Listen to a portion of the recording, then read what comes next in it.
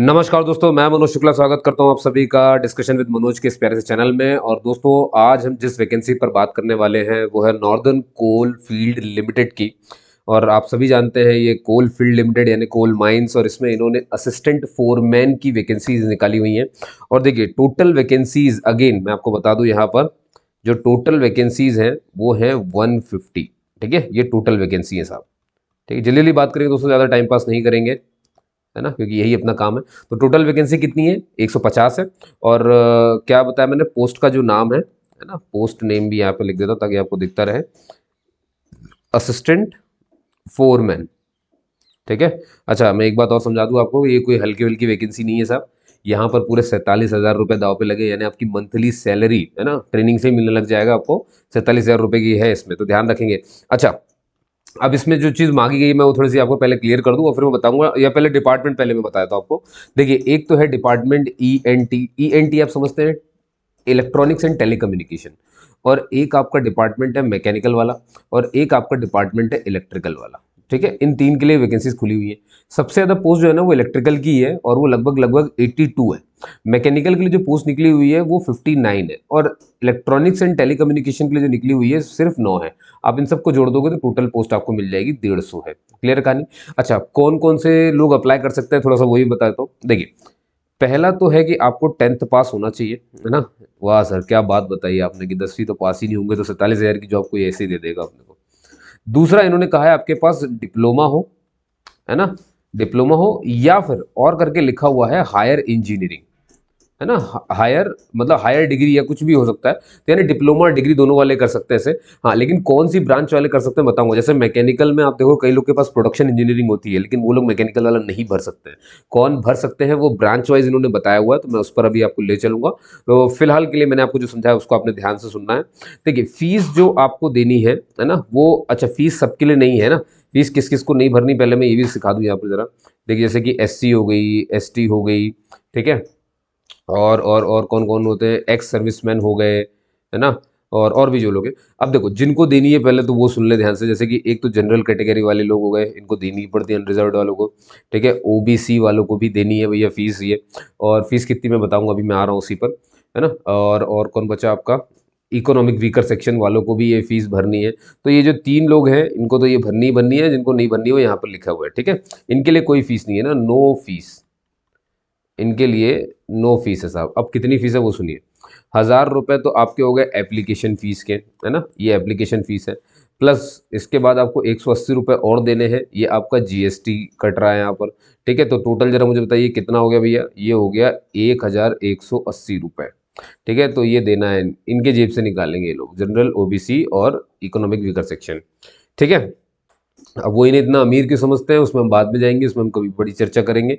पर ठीक है, तो इन अमीर घरानों से ये सब मांगा गया है तो ये इन्हें देने पड़ेंगे तभी ये काम चलेगा। ठीक है, और बस हो गया, इतना था। अब देखिए, अब आगे चलेंगे, है ना। अच्छा, सबसे अच्छी बात मैं आपको एक चीज़ समझा दूँ, इसका पेपर कैसा होगा। देखो, आपको सिर्फ पेपर देना है, इसमें कोई इंटरव्यू वगैरह नहीं होने वाला है। हाँ, इसमें मेडिकल होगा, तो देखो मेडिकल तो बनी बात है भाई, माइंस वगैरह में जब आप काम करोगे, अच्छा, दुनिया के किसी भी, दुनिया बोल रहा हूँ, भारत के किसी भी कोने में अगर नॉर्दर्न कोल फील्ड्स लिमिटेड की कोई माइंस है तो वो आपको वहाँ पे ट्रांसफर कर सकते हैं, भेज सकते हैं। एग्जाम सिटी तो आप अपने मन से चुन सकते हो, कहीं एग्जाम सिटी आपके मन की रहेगी, ये बात ध्यान रखना है आपको। ठीक है, पूरा फॉर्म ऑनलाइन है, पूरा फॉर्म ऑनलाइन है। ठीक है, और ऑनलाइन जब आप भरेंगे तो आपको समझ में आना चाहिए कि स्कैन कॉपी आपको तैयार रखनी है। स्कैन कॉपी किसकी, जैसे मान लीजिए कि अगर आप कोई कम्युनिटी से आते हो, जैसे SC हो गया, ST हो गया, इनमें से जो भी है ना, जनरल के अलावा, अगर जनरल के अलावा बाकी जितने भी लोग हैं इनके पास इनके इनके सर्टिफिकेट तैयार होने चाहिए, स्कैन कॉपी के रूप में तैयार होने चाहिए, क्योंकि ये आपको ऑनलाइन फॉर्म में वहाँ पर स्कैन कॉपी में रखना है। आपको फोटो अपनी स्कैन करके रखनी है, अपनी सिग्नेचर स्कैन करके रखिए, और अपने डॉक्यूमेंट्स स्कैन करके रखिए।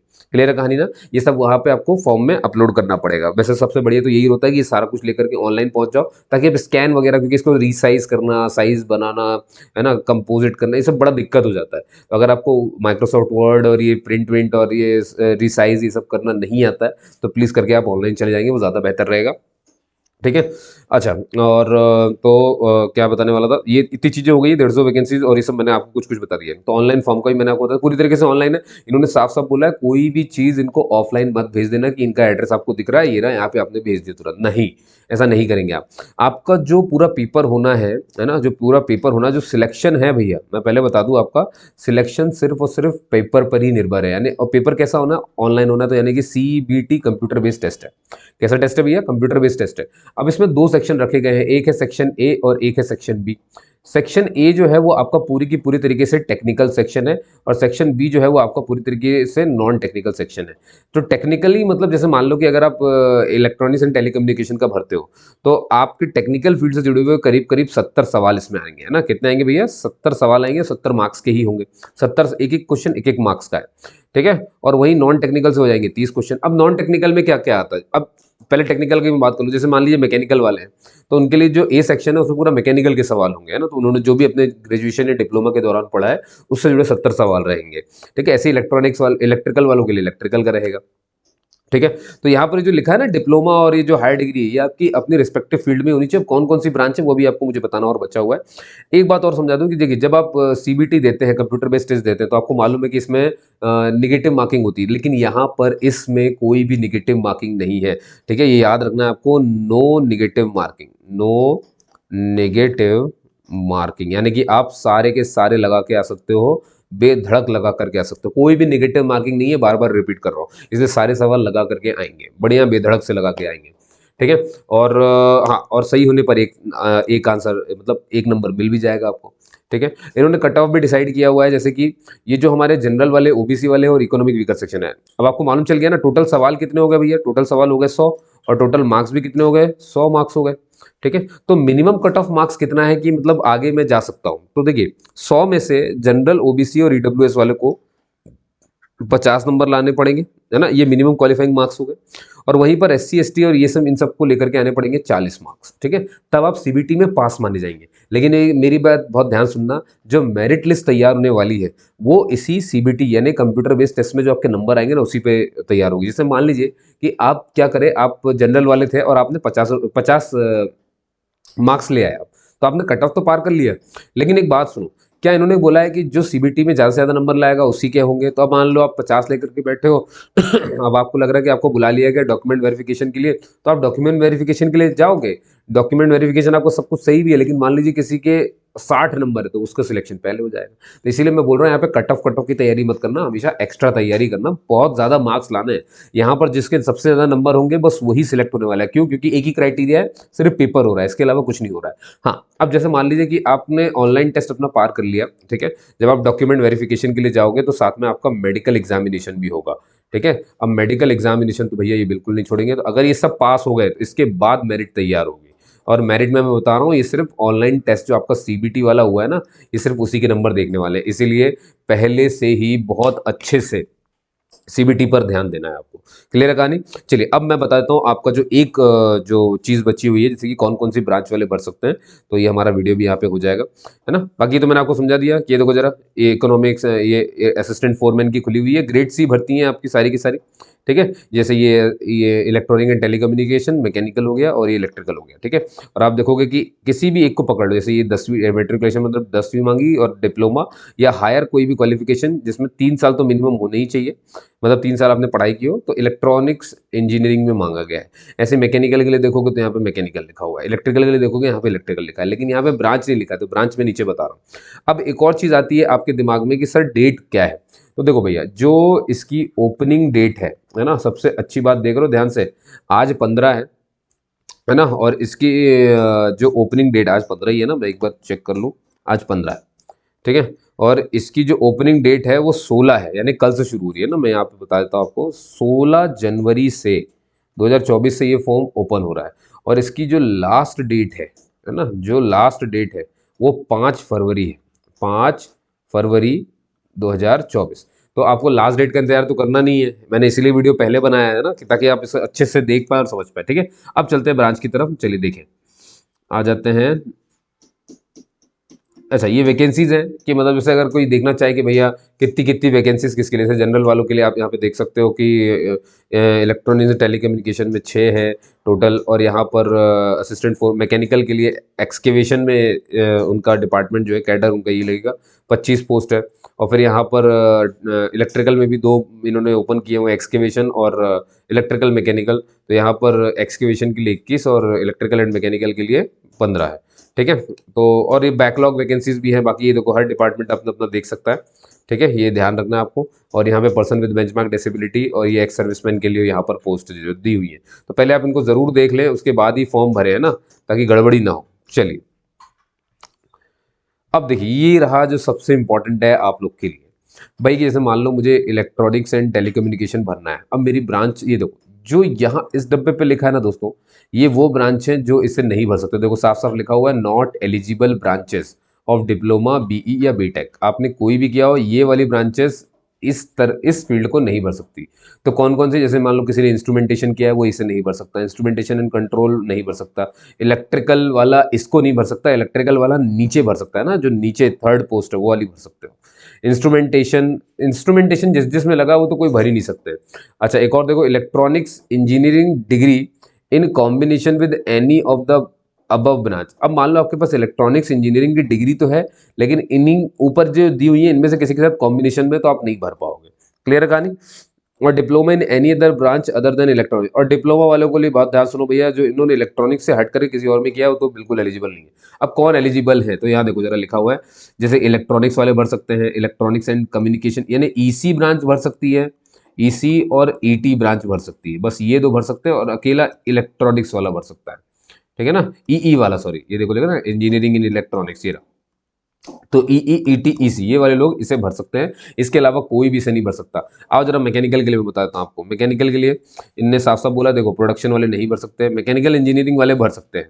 ठीक है, प्रोडक्शन वाले, इंडस्ट्रियल वाले नहीं भर सकते, ऑटोमेशन नहीं भर सकता, थर्मल इंजीनियरिंग नहीं भर सकता इसको कोई, मैन्युफैक्चरिंग इंजीनियरिंग वाला नहीं भर सकता, और कॉम्बिनेशन अगर किसी ने मैकेनिकल इंजीनियरिंग करी है और उसमें उसने इनमें से किसी भी एक कॉम्बिनेशन का इस्तेमाल किया हुआ है तो वो इसे नहीं भर पाएगा।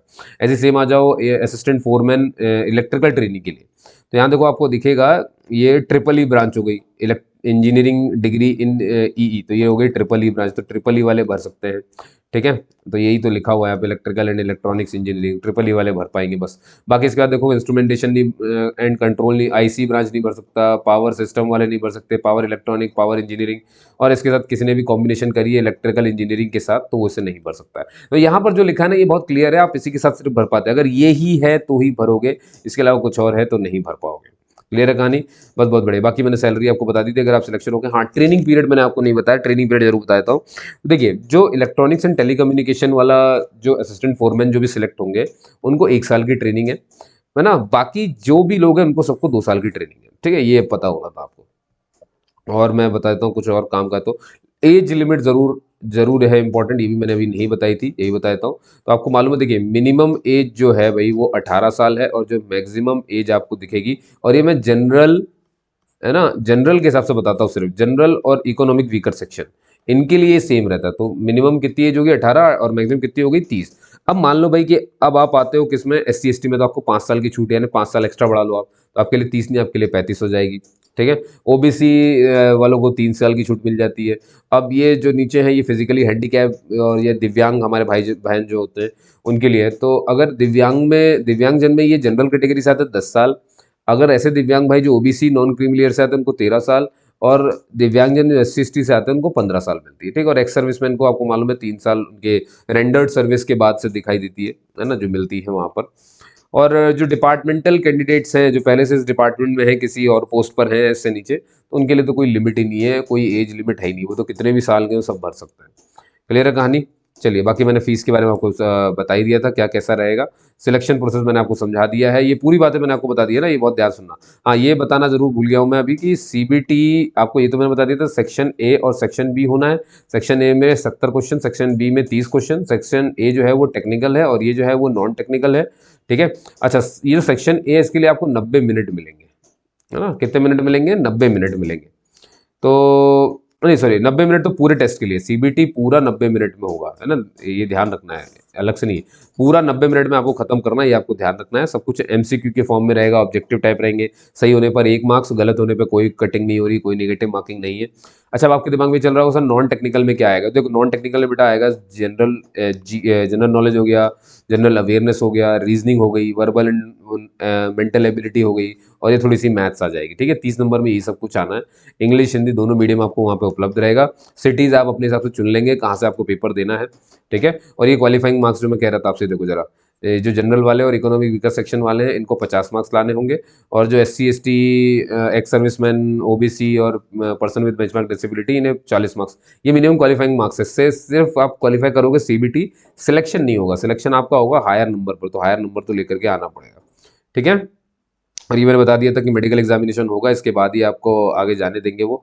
और देखो दोस्तों, ये रहा वो जहाँ पे आपको जाके अप्लाई करना है, ये लिंक दी हुई है, मैंने जितना भी गोला किया हुआ ना, ये लिंक है, मैं PDF दे दूंगा, इस लिंक पे जाकर के आप भर सकते हो, नहीं तो यहाँ देख लो, nclcil.in पर जाना है, वहाँ पे कैरियर में जाना है, रिक्रूटमेंट में जाना है, एम्प्लॉयमेंट नोटिफिकेशन में जाना, और बस ये सामने आपके ये ओपन होगा, फिर इसमें अप्लाई पे क्लिक कर देना, हो गया काम। इसके बाद आपको भैया अप्लाई करने से पहले आपको स्कैन कॉपी तैयार कर लेनी है अपनी अपनी। तो डिप्लोमा के सारी जो है ना, अपने कास्ट का लेकर के सारा कुछ, जैसे वो इकोनॉमिक वीकर सेक्शन वालों को इनकम एंड ऐसे सर्टिफिकेट लगता है, तो ये सब आपको तैयार करके बैठना पड़ेगा, तब आप इसे भरेंगे। ठीक है, और ये सारा कुछ ध्यान रखना, सेल्फ अटेस्टेड लिखा हुआ है, इन्होंने देखो हर जगह लिखा हुआ है, सेल्फ अटेस्टेड कॉपी आपको लगानी है। कैसी लगानी है? सेल्फ अटेस्टेड कॉपी लगानी है ना। कौन सी? ये जो आपके कम्युनिटी सर्टिफिकेट होता है, कम्युनिटी मतलब SC ST, economic weaker section वाले, और ये सब कुछ OBC वाले। क्लियर हुई कहानी? और कोई भी हार्ड कॉपी नहीं भेजनी है। बाकी मैंने आपको बता ही दिया है कि ऑनलाइन रजिस्ट्रेशन जो है, या जो है वो 15 जनवरी से शुरू है ना, 15 आज ही तो है, 15 तारीख से शुरू है और 5 फरवरी तक है। मैंने 16 बोला होगा शायद, ऊपर 15 से शुरू है, यहाँ पर लिखा हुआ है। ठीक है, और बाकी ये जानकारी देंगे, जैसी देंगे तो मैं आपको यहाँ पे अपडेट कर ही दूंगा, और जो भी अपडेट होता है मैं शॉर्ट्स में बताता हूँ ना, तो उसको आपको ध्यान रखना है। ठीक है दोस्तों, तो उम्मीद करता हूँ आपको समझ में आ गई होगी बात। तब तक के लिए फिर जय हिंद, जय भारत, और तब तक पढ़ते रहें, नौकरी हासिल करें। तो मुझे मैसेज करके ज़रूर बताएं, क्योंकि मैं मेहनत आप ही के लिए कर रहा हूँ ये सारी की सारी। ठीक है, चलिए फिर मिलेंगे किसी अगले वीडियो में, शाम को एक और वीडियो में अपलोड करूंगा, तो बने रहिए, सब्सक्राइब जरूर करें, मिले रहे, और लाइक ज़रूर करें। ठीक है, जय हिंद दोस्तों।